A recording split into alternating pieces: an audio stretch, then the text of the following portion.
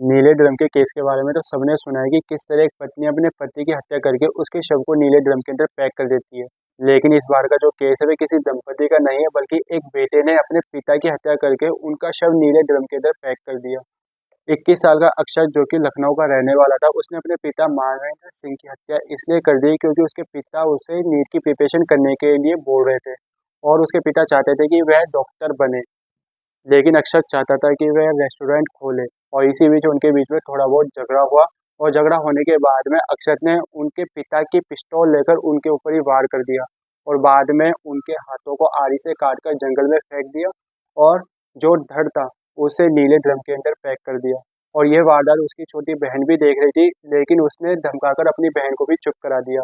और इसके बाद में अक्षत पुलिस स्टेशन जाता है और अपने पिता की मिसिंग रिपोर्ट भी लिखवाता है और पुलिस वाले फिर 3-4 दिन तक छानबीन भी करते हैं। बाद में सीसीटीवी फुटेज को देखकर खुलासा होता है इस वारदात का।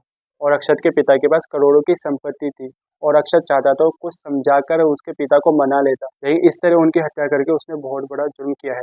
और इसके साथ ही उसने जो नीले ड्रम का केस था उसको देखकर उसने ऐसी वारदात को अंजाम दिया।